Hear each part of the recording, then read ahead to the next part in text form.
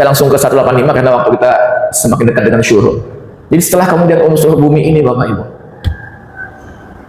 diselesaikan, karena memang ada orang, bukan hanya orang awam nih, yang Allah katakan di dalam surah ke-7 ayat 176, walau syi'na la rafa'nahu biha walakinnahu akhlada ilal ard wattaba'a hawah famathaluhu kamathalil kalbi in tahmil alaihi yalhas aw tatrukuhu yalhas dzalika masalul qaumil ladzina kadzdzabu bi ayatina faqasusil qasas la'allahum yatafakkarun.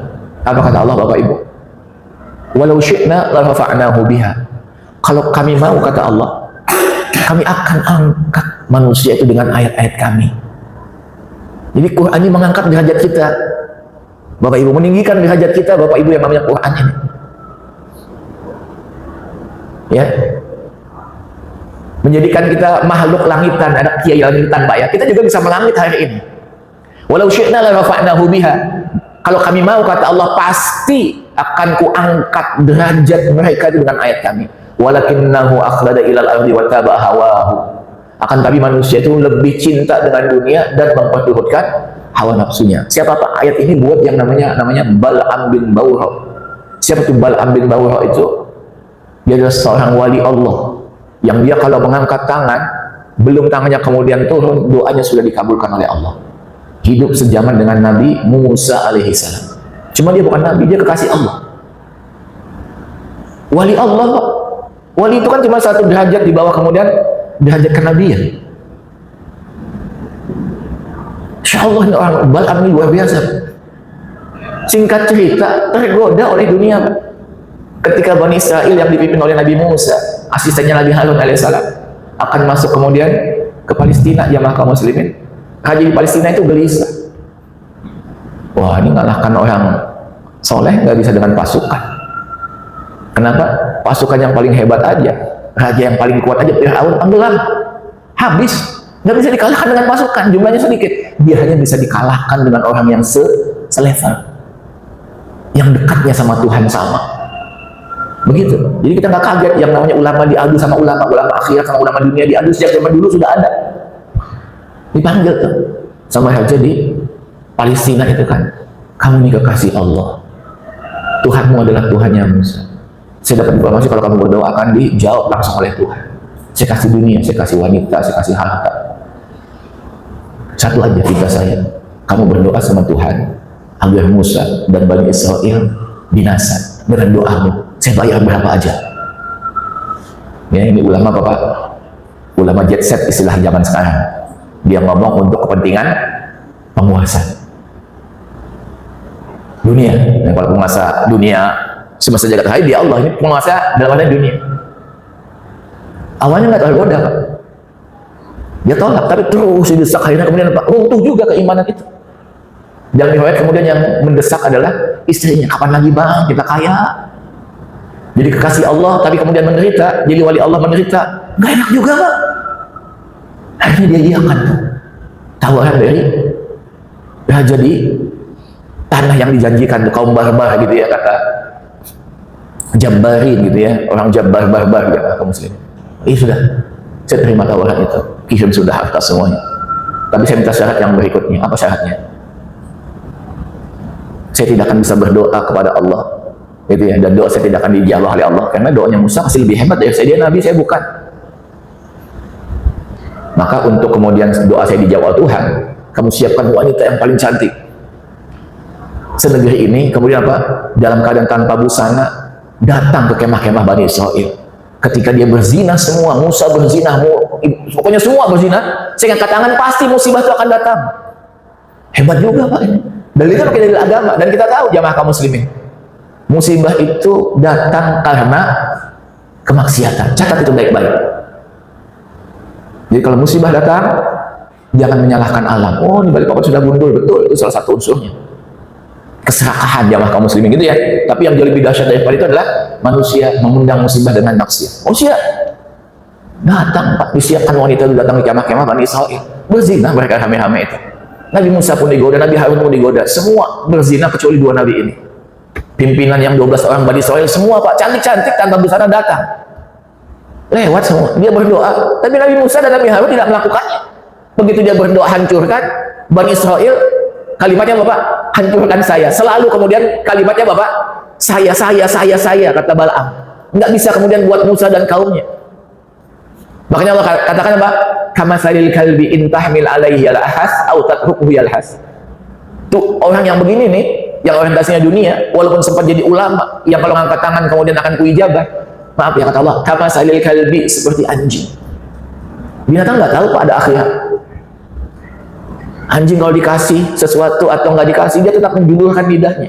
Jangan sampai kita seperti itu. Nah, jadi kembali kepada pembahasan kita, jamaah kaum muslimin, gitu ya. Begitu unsur buminya sudah ditekan, dunia ini ditekan, hawa nafsu ditekan, baru kemudian syahr Ramadan alladzi unzila fihi al-Qur'an. Ini yang akan mengangkat kita, Pak. Karena dia datangnya dari langit. Mau diangkat jadi manusia langitan, manusia yang mulia. Maka apa, Pak? Nuzulkan Quran bagi kita. Hadirkan Quran. Saya mau tanya sama bapak-bapak, sama ibu, sama bapak-bapak aja yang saya lihat di depan. Kalau saya sebut Ramadan seperti saat ini, Ramadan, ibadah apa yang terlintas pertama kali di benak bapak-bapak, ibu? Apa, Pak? Puasa. Saya yakin jawabannya itu, Pak. Di mana-mana saya tanya, jawabannya kalau Ramadan ibadah yang terlintas adalah puasa. Salah nggak Bapak Ibu?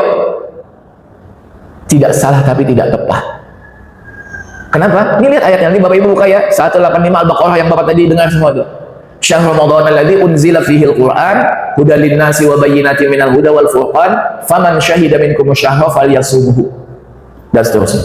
Apa kata Allah di bulan Ramadan itu? Allah menurunkan Quran, hudal lin-nas, petunjuk bagi manusia, wa bayyinatin minal huda, penjelas daripada petunjuk itu, wal furqan, pembeda yang hak dan yang batil. Barang siapa yang melihat bulan, maksudnya hilal bulan Ramadan, falyasumhu, hendaklah dia berpuasa. Satu ayat nih Bapak Ibu, belum selesai bahkan. Allah mengatakan yang melihat bulan hendaklah dia berpuasa itu di belakang, bukan di depan Bapak Ibu. Di depannya syahr Ramadan alladzi unzila fihi al-Qur'an. Bukan puasa Allah sebutkan. Tapi di bulan Ramadan itu Allah menurunkan Al-Qur'an. Saya mau tanya sama Bapak Ibu yang kedua. Di Mekah Nabi SAW 13 tahun, betul? Halo? 13 tahun di kota Mekah. Sudah puasa Ramadan, bulan Ramadan sudah ada, bulan Ramadan sudah ada. Tapi ada kewajiban puasa Ramadan? Ada belum Bapak Ibu? Belum. Nanti pindah di Madinah, tahun pertama belum juga. Tahun kedua baru ada kewajiban Ramadan, itu tadi kutiba alaikumusiyam tadi itu. Di tahun kedua berarti 15 tahun Ramadannya sudah ada, Nabi nggak puasa. Ya karena memang tidak ada kewajiban puasa. Karena memang kewajiban yang pertama kali atas umat ini bukan puasa. Wahyu yang pertama kali turun bunyinya apa Bapak Ibu? Sum, puasalah kamu Muhammad. Tapi iqra bismi rabbikal ladzi khalaq. Perintah yang pertama kali buat Nabi SAW, ya buat kita. Apa Bapak Ibu? Puasa atau ngaji atau baca Quran? Mengerti kita kan? Makanya Allah katakan di bulan Ramadan Allah turunkan Quran, bukan di bulan Ramadan Allah wajibkan kalian puasa. Karena 15 tahun kemudian baru kita puasa. Tapi baca Quran sahabat Nabi SAW dan Nabi SAW Bapak Ibu sudah sejak pertama kali wahyu ini diturunkan. Jadi kemuliaan Ramadan itu terkait dengan nuzulul Quran. Kalau Allah nuzulkan Quran di bulan Sya'ban, yang mulia bulan Sya'ban. Kalau Allah turunkan Quran di bulan Dzulqa'dah atau di bulan Muharram atau di bulan yang lain, bulan tersebutlah yang mulia. Bukan Ramadan yang mulia. Ramadan itu jadi mulia disebabkan Quran. Sudah paham sekarang? Makanya Allah katakan, syahr Ramadan alladzi unzila fihi al-Qur'an hudal lin-nasi wa bayyinatin minal huda wal furqan faman syahida minkumus syahra falyasumhu. Baru di bawah. Yang melihat hilal Ramadan, bulan Ramadan sudah masuk tanggal 1, hendaklah dia puasa. Ngerti ya sekarang Bapak Ibu? Oh iya, kenapa saya nggak tahu ya, ikra padahal ya kan gitu.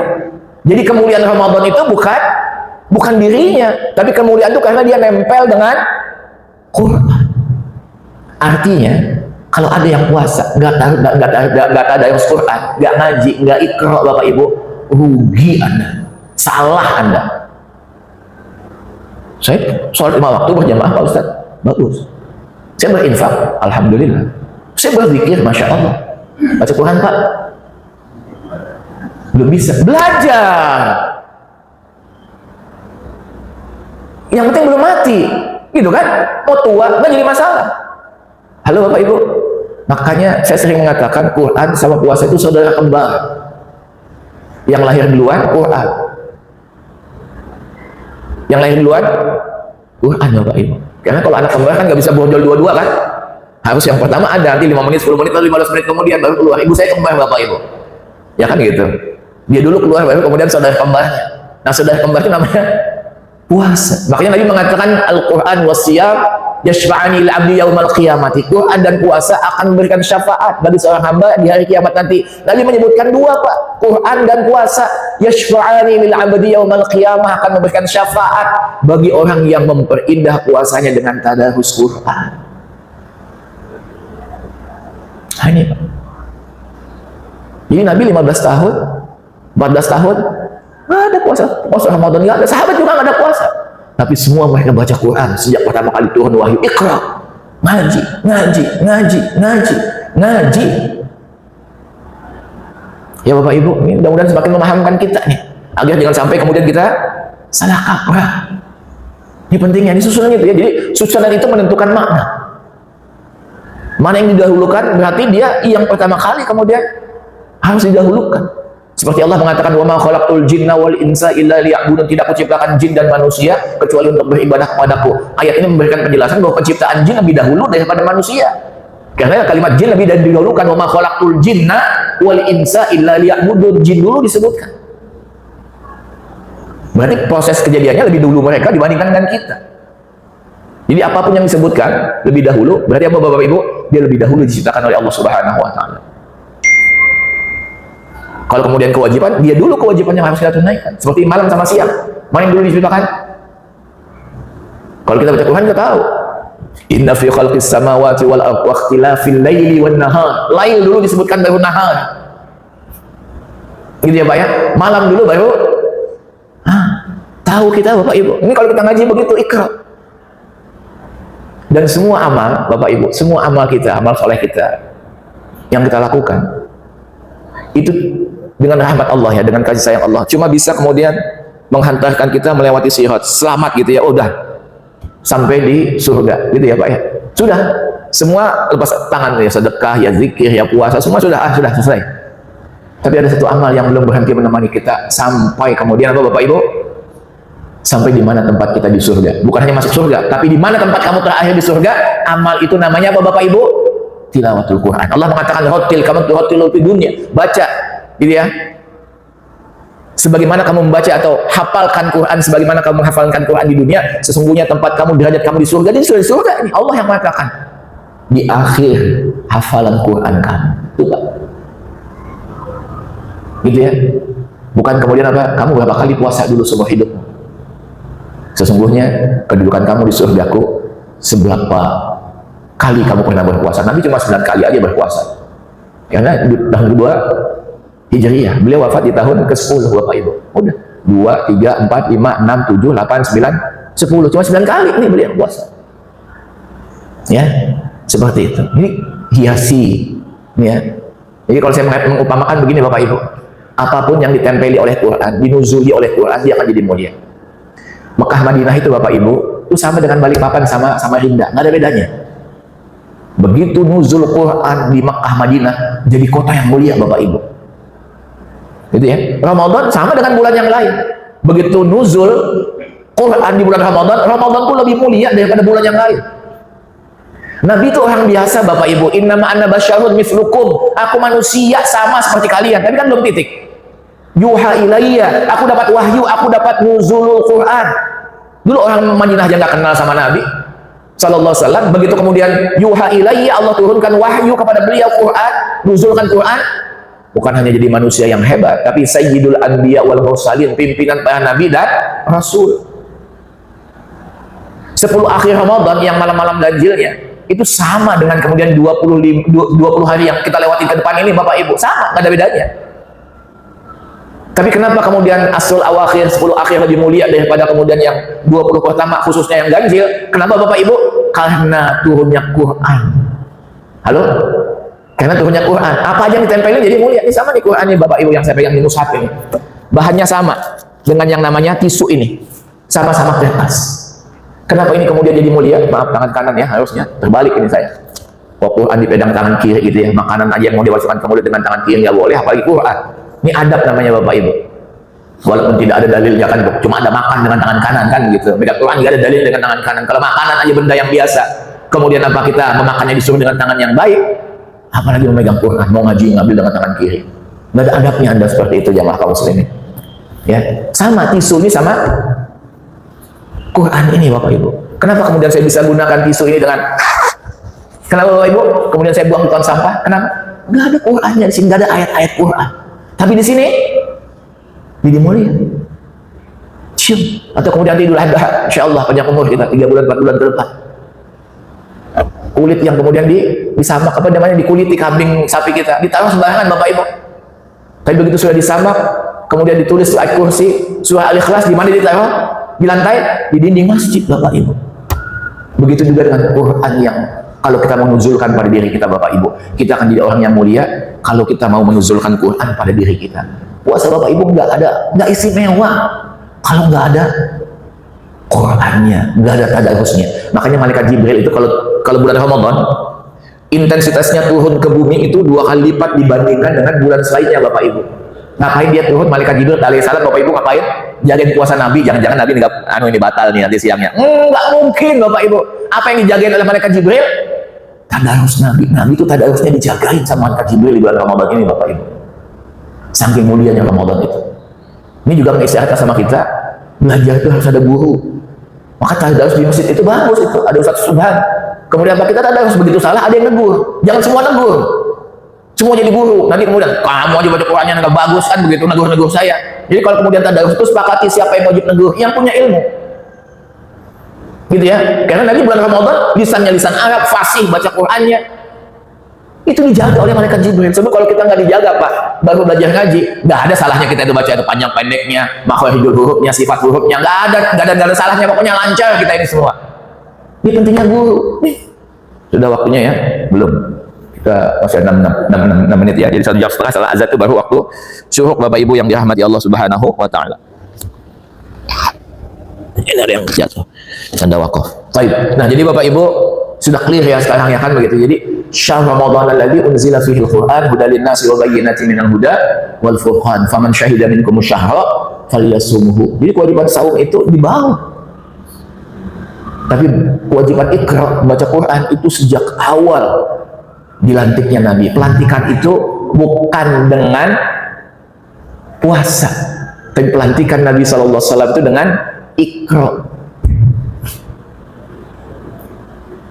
Halo Bapak Ibu, yuk belajar ngaji. Masih banyak yang belum bisa ngaji? Nggak apa-apa.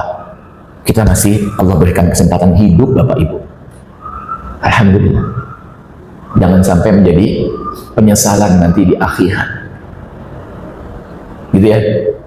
Nggak ada istilah terlambat Bapak Ibu. Banyak yang mu'alaf. Tahu mu'alaf ya Bapak Ibu ya? Orang yang baru masuk Islam. Ada yang sudah tua. Kemudian belajar Quran ngaji. Dan Quran bukan kitab yang susah untuk dipelajari. Saya pernah sampaikan di sini dalam kajian Ahad itu ya, yang sebulan sekali dulu gitu ya. Di Quran itu janji Allah di pelang-pelang masjid TPA ditulis tuh. Unit TPA Masjid Al-Hidayah, maunya kan nomor sekian, ditulis walaqad yassarnal Qur'ana lidzikri fahal min mudzakir. Dalam surah Al-Qamar Allah mengulangnya 4 kali. Walaqad yassarnal Qur'an, sungguh kami telah mudahkan Al-Qur'an. Bagi siapa Bapak Ibu Quran ini mudah? Bagi semua manusia. Mau Arab, non Arab, orang Arab aja yang bisa baca Quran. Banyak Bapak Ibu kaum muslimin yang bisa baca Quran. Yang sehat dan yang sakit. Cuma yang sehat saja yang bisa baca Quran? Enggak. Yang sakit, bahkan yang buta, ada nggak yang bisa baca Quran? Nggak bisa baca dia Pak Ustaz, tapi dia hafal Quran. Itu bukti. Gitu ya Bapak Ibu. Yang cacat, jangankan kemudian berjalan, makan aja dia nggak bisa sendiri, dia harus disuapin dari sejak lahir. Namanya siapa itu yang ikut hafiz Quran di FCTI dulu, sekarang dia sudah SMA, mungkin bahkan sudah kuliah. Yang 5-10 tahun kemudian ini yang lalu itu namanya Najah. Gitu ya Bapak Ibu, cacat sejak dari lahir. Bahkan kemudian dokter mengatakan, Bu, bayi ibu akan cacat. Nggak apa-apa Pak Dokter, digugurkan aja Bu. Enggak, ini amanah dari Allah. Singkat cerita memang betul lahir cacat. Gitu ya Bapak Ibu, cuma bisa ngelong doang, matanya semuanya nggak bisa ngapa-ngapain, nggak bisa ngapa-ngapain. Akhirnya kemudian zaman itu, aduh saya lupa namanya siapa ya, dia sekolah kemudian di di Ibnu Abbas di Klaten itu kan gitu ya, SMP dan SMA-nya. Ada teman menyampaikan. Didengarkan MP3, zaman dulu MP3 namanya. Singkat cerita MP3 itu kemudian baterainya habis Bapak Ibu, mati. Bluk. Kemudian si anak ini yang sejak dari lahir diperdengarkan langsung ngomong melanjutkan kemudian bacaan Qur'annya. Subhanallah. Orang Indonesia. Ya, ditanya, Fajar namanya. Oh ya, saya ingat Fajar. Apa cita-citamu Fajar? Nggak bisa ngapa-ngapain, Pak. Kepingin jadi imam di Masjidil Haram. Allahu Akbar. Cacat. Nggak bisa ngapa-ngapain. Bisa baca Qur'an. Yang buta bisa baca Quran, yang cacat bisa baca Quran. Bapak Ibu sehat walafiat, matanya masih bisa terlihat. Gitu ya. Apalagi kalau ibu-ibu nih, jangankan mata Pak Ustaz, hidung saya aja fungsinya masih bagus nih, ini 100.000 nih, ini 50.000. Matanya tertutup, dia tahu yang namanya duit baunya Bapak Ibu. Ya Allah. Taib ya, saya kira ini karena sudah suruh waktu kita. Mudah-mudahan kemudian nanti kita bisa sampaikan lagi kan begitu ya. Ini Masya Allah, ini luar biasa. Belum hudalin nasi wa bayyinatin minal huda wal furqan gitu ya. Mudah-mudahan Insya Allah kita bisa menghiasi puasa kita bukan hanya lapar dan dahaga, tapi mulut ini disibukkan dengan qiraatul Quran. Iqra. Imam Syafi'i kalau Ramadan berapa kali khatam Bapak Ibu? Satu harinya 2 kali. Wah, kita nggak sanggup Pak Ustaz, nggak apa-apa. Saya cuma kasih informasi. Nggak sanggup kita Bapak Ibu 2 kali. Satu dalam sholat, satu di luar sholat. Utsman bin Affan 1 kali. Allahu Akbar. Kita sebulan aja lah sekali. Atau yang belum, ayo belajar Bapak Ibu. Gak usah muluk-muluk kita ya kan begitu. Ini bukti bahwa Ramadan mereka hiasi dengan Quran. Indah banget Bapak Ibu ya. Disibukkan dengan Quran. Ya, mulut ini kalau nggak disibukkan dengan yang baik, dia akan tersibukkan dengan sesuatu yang tidak baik. Gitu ya. Taib, ya banyak yang mau saya sampaikan, tapi ini saja dulu Bapak Ibu tentang Quran yang mudah-mudahan bermanfaat. Yang kalau khilaf saya malam nanti begitu ya, masih ada jadwal kultum sampai 1 jam kan kasihan juga nanti. Begitu ya Bapak Ibu. Makanya Imam Syafi'i mengatakan di terakhir, salat tarawih itu tidak dianjurkan. Kenapa? Karena Nabi tarawihnya cuma 3 malam ya Bapak Ibu, dalam riwayat 4 malam kan. Setelah itu beliau salat sendiri. 1, karena takut menjadi kewajiban. 2, karena Nabi SAW tarawihnya nggak bisa seperti kita Bapak Ibu, pendek.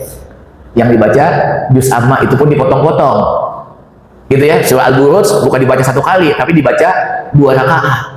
Nabi sholatnya terbiasa sholat malamnya yang dibaca Al-Baqarah, Ali Imran, dan An-Nisa baru ruku. Kalau ada sahabat yang ikut bisa pingsan juga, sahabat aja bisa pingsan Bapak Ibu, apalagi jamaah. Makanya kata Imam Syafi'i, Nabi tidak melakukan itu karena beliau nggak kepingin membebani yang namanya jamaah. Makanya beliau sholat sendiri aja. Kenapa? Supaya saya bisa nikmat banyak-banyak baca Quran. Makanya Imam Syafi'i Pak, dia nggak menganjurkan untuk sholat tarawih berjamaah. Kenapa?